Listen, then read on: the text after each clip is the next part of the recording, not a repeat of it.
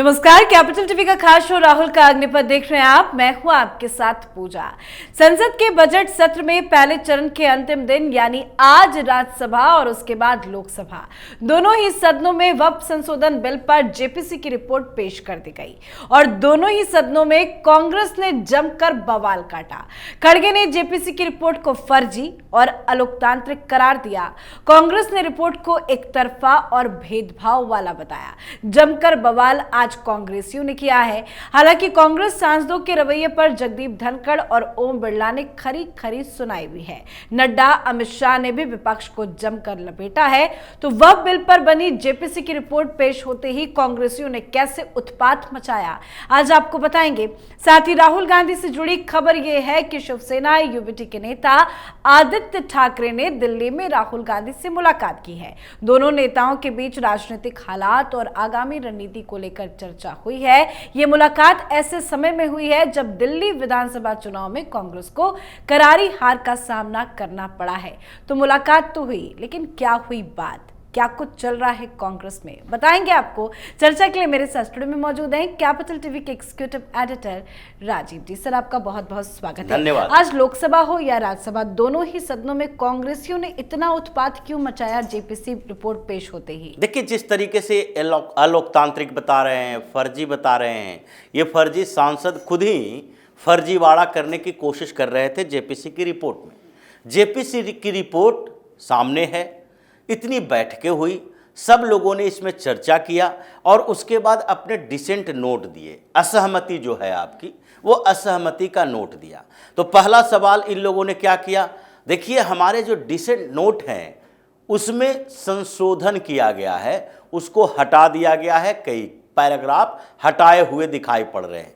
किरण रिजिजू ने सीधे तौर पर कहा कोई भी डिसेंट नोट हटाया नहीं गया। हटाया क्या गया है, इन लोगों ने साफ तौर पर कहा नहीं कि अगर आप जेपीसी की बैठकों के दौरान गाली गलौज कर रहे हो, हंगामा कर रहे हो और उसके साथ आप सवाल उठा रहे हो जेपीसी के ऊपर, कमेटी के ऊपर सवाल उठा रहे हो, आप जेपीसी पर सवाल उठा रहे हो कि कमेटी के अंदर मनमानी हो रही है, आप जेपीसी के चेयरपर्सन यानी जगदंबिका पाल के ऊपर सवाल उठा रहे हो कि ये हम लोगों की बात नहीं सुनते, ये अपनी मनमानी करते हैं, अनडेमोक्रेटिक तरीके से ये बिल ला रहे हैं, संशोधन जो लाया गया है हमारी बातें उसमें सुनी नहीं गई है। तो जेपीसी के चेयरपर्सन के अंदर ये पावर होता है कि अगर कोई डिसेंट नोट जेपीसी के ऊपर यानी कि कमेटी पर सवाल उठाता हो, अगर कोई चेयरपर्सन पर सवाल उठाता हो, तो सवाल की अहमियत को देखते हुए वो उसमें संशोधन कर सकते हैं। लेकिन आप जेपीसी में बैठे हो वक्फ बोर्ड संशोधन विधेयक को लेकर, तो वक्फ बोर्ड को लेकर आपकी कोई भी सहमति होगी, वो सारा नोट उसमें शामिल है और ये एक पन्ना इन लोगों को दिखाया गया है कि देखिए आपने जो बात कही वो भी शामिल है, हम लोगों ने जो बात कही वो भी शामिल है। लेकिन जहां तक संशोधन प्रस्ताव की बात है कि कितने संशोधन किए जा सकते हैं, तो संशोधन का प्रस्ताव पारित तो बहुमत से होगा। उसके लिए तो ये नहीं कह सकते कि हम मुसलमानों के अधिकारों की बात कर रहे हैं, आप लोग मुसलमानों के विरोधी हैं तो इसलिए संशोधन नहीं होना चाहिए। मुसलमानों से सारे अधिकार छीने जा रहे हैं। संजय सिंह कह रहा है कि देखो भाई, ये मस्जिद दरगाह सब पर कब्जा कर लेगा, आगे मंदिर, चर्च और गुरुद्वारे की जमीन भी हड़पी जाएगी और ये भारतीय जनता पार्टी राजनीति ऐसे ही कर रही है। हम जेपीसी में थे और बैठकों में देख रहे थे कि कैसे मनमानी की जा रही है। अगर यही बवाल हंगामा खड़ा करना है तो जेपीसी की जरूरत क्या थी? आप तो संसद के अंदर ऐसे भी हंगामा कर सकते थे। जब वक्फ बोर्ड संशोधन विधेयक आया उस समय भी आप वॉकआउट किए थे, कई पार्टियों ने वॉकआउट किया और उसके बाद जब इस पर चर्चा होगी तभी भी आप हंगामा करोगे। तो ये जेपीसी बनाने की मांग आपने क्यों की? जेपीसी का मतलब ही है कि ज्वाइंट पार्लियामेंट्री कमेटी में जो आपके सांसद वहां हैं, उतना समय लोकसभा में या राज्यसभा में आपको नहीं दिया जा सकता, आप अपनी बातें रखें।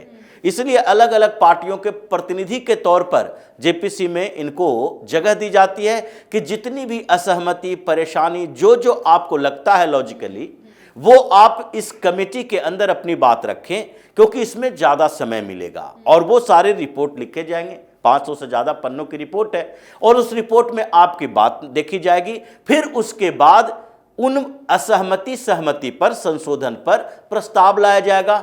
अगर आपका बहुमत है तो प्रस्ताव को मंजूर करवाइए, अगर आपका बहुमत नहीं है प्रस्ताव मंजूर नहीं होगा। लेकिन वो कमेटी की रिपोर्ट जो है वो तो रहेगी और उसमें आप अपने समर्थकों को दिखाओ। अब ओवैसी अपने डिसेंट नोट को लेकर, उतने पन्ने लेकर सारे मस्जिदों में जाकर बांट दें कि देखो भाई, हमने तो सुरक्षा करने की कोशिश की, क्योंकि वक्फ बोर्ड संशोधन विधेयक पारित हो जाएगा तो उसके बाद जो वक्फ की संपत्ति पर ओवैसी कब्जा करके हैदराबाद में रखे हुए हैं, वो सारे संपत्ति इससे खत्म हो जाएगा, जब्त कर ली जाएगी। 3 लाख प्रॉपर्टी से ज़्यादा ऐसा है जो राज्य केंद्र दोनों सरकारें जो है उसका वक्फ बोर्ड के साथ डिस्प्यूट चल रहा है। और प्राइवेट प्रॉपर्टी की संख्या तो इससे कई गुना ज़्यादा है, कहीं मंदिर के, कहीं चर्च के, कहीं दूसरे गांव की ज़मीन, कहीं मछुआरे की ज़मीन, कहीं किसानों की ज़मीन। ये सारी ज़मीन है जहां कहीं श्मशान घाट है हिंदुओं का और वहां कह दिया नहीं ये वक्फ की ज़मीन है और उस पर कब्जा कर लिए। तो ये सारे विवाद आगे जो डिस्प्यूट कमेटी होगी उसमें जाएगा वक्फ बोर्ड संशोधन विधेयक पारित होने के बाद। लेकिन कांग्रेस की क्या समस्या है? कांग्रेस सीधे तौर पर अलोकतांत्रिक, बात करना फर्जी, ये कहना शुरू कर देते हैं। और सबसे ज्यादा जो वरिष्ठ नेता है, कांग्रेस के अध्यक्ष हैं, राज्यसभा में इनको जगह मिली हुई है, मल्लिकार्जुन खड़गे उसी तरह का बिहेव करते हैं जैसे राहुल गांधी करते हैं। राहुल गांधी, उनको बार बार कहा जाता है कि आपको एक पद मिला है, आप लीडर ऑफ अपोजिशन हैं, आप अपनी गरिमा नहीं तो कम से कम पद की गरिमा तो रखें, क्योंकि आपकी गरिमा तो अब है नहीं। आप तो हर जगह पर ऐसी बातें बोलते हो जिससे आपके खिलाफ ही जाती है और आपकी गरिमा खत्म हो चुकी है कब की।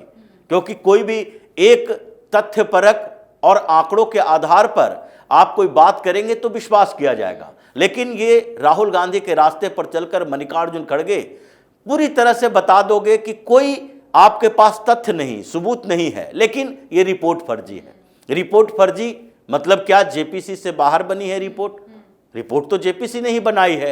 और आपको लगता है कि इस रिपोर्ट में इन्फ्लुएंस कहीं और से आया है तो ये भी बता दो कि ये जो डेलीगेशन गया था और वक्फ बोर्ड पर बात किया उसकी बात इसमें नहीं रखी गई है। मतलब ये बौखलाया हुआ है पूरा का पूरा विपक्ष। ये पता है कि न लोकसभा में इसके पास संख्या है, न राज्यसभा में अब संख्या है। तो ऐसे में पारित होने से तो हम रोक नहीं सकते, तो दूसरा उपाय क्या है? हमें बताना पड़ेगा, अपने आकाओं को जवाब देना पड़ेगा, जाकर कहना पड़ेगा कि नहीं भाई हम लोगों ने मेहनत की। तो मेहनत कैसे की? हंगामा करके। मेहनत कैसे की? वॉकआउट करके। अब ये मेहनत दिखाने के चक्कर में ये बेइज्जत हो रहे हैं मल्लिकार्जुन खड़गे, बुजुर्ग नेता, और उनको जगदीप धनखड़ को बोलना पड़ रहा है, डांटना पड़ रहा है कि देखो भाई आप वरिष्ठ नेता हो और आप ऐसी बातें कर रहे हो, ये असंवैधानिक है, ये अलोकतांत्रिक है। लोकतंत्र के मंदिर में बैठे हो और ऐसी बातें कर रहे हो जैसे कि कहीं चौपाल पे बैठे हो, चीख चिल्ला पुकार मचा रहे हो गांव की तरह। तो ये स्थितियां जो पैदा कर दी गई है उससे कांग्रेस आगे के जो सेशन आगे चलेगा और उसमें जब वक्फ बोर्ड संशोधन विधेयक आएगा तो इसी कांग्रेस के कई मेंबर गायब होने वाले हैं वोटिंग के समय में। क्योंकि कांग्रेस के अंदर भी चल रहा है कि जब मुस्लिम परस्त राजनीति ही करनी है आप लोगों को तो हमारी क्या जरूरत है, क्योंकि हमारे लोकसभा क्षेत्र में सारे मुसलमान वोटर तो है नहीं, अभी तक ऐसे ही पिछड़ते जा रहे हैं। और अगली बार जो 99 की संख्या आई है वो अगली बार आते आते कहीं 25-30 पर अटक गई तो फिर हमारा भी भविष्य खत्म हो जाएगा। ये बड़ा कांग्रेस के अंदर और विपक्ष के अंदर भी इस बात को मंथन चल रहा है। सिर्फ मुस्लिम पार्टियां, मुस्लिम सांसद इससे खुश हैं और हिंदू सांसद जो कि इन लोगों के करीबी नहीं है वो बेहद नाराज दिखाई पड़ रहे हैं। सर, एक मुलाकात की भी चर्चा बहुत ज्यादा हो रही है, विरोध की तो चर्चा हो ही रही है कि कांग्रेस ने आज किस तरह से विरोध किया, विरोध में ही उनकी बेइज्जती हो गई। लेकिन राहुल गांधी और आदित्य ठाकरे की मुलाकात, क्या कुछ बात हुई है? महाराष्ट्र में एक नई राजनीति चल रही है और उसके कारण आदित्य ठाकरे परेशान, उद्धव ठाकरे परेशान और डबल एजेंट की भूमिका वाला ये संजय राउत परेशान है। क्योंकि उद्धव ठाकरे भी गाली देते हैं संजय राउत को कि जिस आका के चक्कर में तुमने हमें बर्बाद किया आज वो कहीं और जा रहा है, और वो है शरद पवार। शरद पवार की मुलाकात हुई एकनाथ शिंदे से और शरद पवार ने एकनाथ शिंदे को एक पुरस्कार दिया, सम्मान दिया। और महादजी शिंदे सम्मान जो दिया गया उस सम्मान के कारण उद्धव ठाकरे परेशान हो गए कि शरद पवार को क्यों इस गद्दार को सम्मान देना चाहिए। ये तो गद्दार ही कहता है, उद्धव ठाकरे हो या संजय राउत हो, ये सब मिलकर गद्दार कहते हैं एकनाथ शिंदे को। तो उस गद्दार को, ट्रेटर को, ये पार्टी द्रोही को सम्मान देने के लिए शरद पवार क्यों आए। और इसीलिए 2 दिन से राजनीतिक उफान महाराष्ट्र में चल रहा है। आदित्य ठाकरे बार बार कांग्रेस के नेताओं से कह रहे हैं कि भाई ये एमबीए का स्ट्रक्चर कैसा होगा ये डिफाइन कर लो, क्योंकि अब हम शरद पवार को बर्दाश्त नहीं करेंगे। शरद पवार अब फडणवीस से मुलाकात कर रहे हैं, शिंदे से मुलाकात कर रहे हैं, बात चल रही है कि अजीत पवार और शरद पवार से भी कई मुलाकातें हुई है, लेकिन स्थितियां क्या है ये अभी तक पता नहीं है। और एकनाथ शिंदे को ये अवार्ड देके इन्होंने और भूचाल ला दिया है कि अब ये एनडीए के खेमे में जाने वाले हैं। उधर जेपीसी में भी इनके सांसद गायब हो जाते हैं और आगे जेपीसी वक्फ बोर्ड संशोधन विधेयक आएगा तब भी पता नहीं ये वॉकआउट करेंगे या उसके समर्थन में वोटिंग कर देंगे। तो इसको लेकर आदित्य ठाकरे को मैसेंजर बना के भेजा गया है। और छटपटाहट इन लोगों की ये है कि जो राहुल गांधी या कांग्रेस को टारगेट किया जा रहा है अरविंद केजरीवाल के बाद, उसमें संजय राउत की भी भूमिका थी। संजय राउत ने भी अरविंद केजरीवाल के पक्ष में बोला था। ये आदित्य ठाकरे भी थे जिन्होंने कहा था कि केजरीवाल बेहतर काम कर रहे हैं, दिल्ली में बेहतर नेता हैं, उनको सपोर्ट किया जाना चाहिए।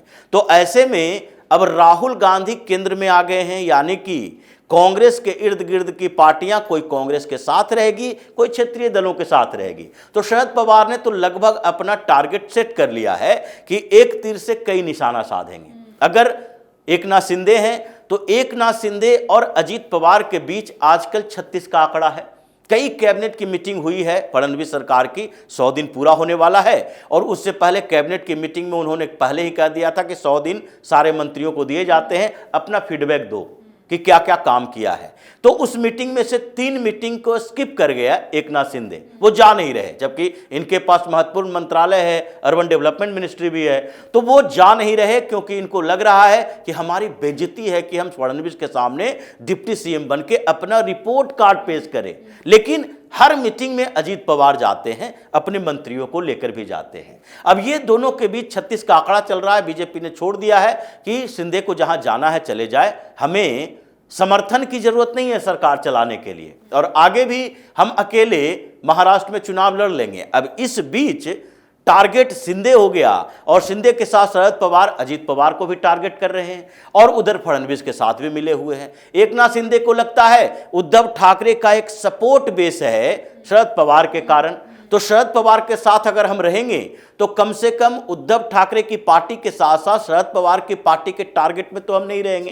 तो महाराष्ट्र की राजनीति में ऐसा घालमेल हो गया है कि एमबीए में कौन एमबीए के साथ है ये पता नहीं है और एनडीए में कौन एनडीए के साथ है ये भी उनको पता नहीं है। तो सारे एक दूसरे से उलझ गए हैं और इसलिए आदित्य ठाकरे आए राहुल गांधी को मनाने के लिए कि कम से कम हम लोग तो साथ में रहें। और केजरीवाल के खिलाफ जो चल रहा है उसमें अभी आदित्य ठाकरे केजरीवाल से भी मुलाकात करेंगे। अब ये मीडिएटर की भूमिका में आ चुके हैं कि हमें एकजुट रहना है क्योंकि हमारे खेमे में सेंधमारी हो रही है। शरद पवार कभी भी यू टर्न ले लेगा, अपने सांसदों के साथ चला जाएगा, सुप्रिया सुले केंद्र में मिनिस्टर बन जाएगी और एनडीए का कुनबा बढ़ जाएगा, हम लोग फिर 2 ही रह जाएंगे। तो ये स्थितियां महाराष्ट्र की चल रही है जिससे इन दोनों की मुलाकात हुई है। लेकिन अभी जिस तरीके से राहुल गांधी का मूड दिख रहा है वो लगता नहीं है कि अब कांग्रेस सैक्रिफाइस करने की कोशिश करेगी, आगे उसी तरह के राजनीति करेगी जैसा दिल्ली में की है और जिससे परेशानियां इन लोगों की बढ़ी सर, एक खबर यह भी आ रही है कि आदित्य ठाकरे ने इंडी अलायंस पे अपना दावा ठोक दिया है।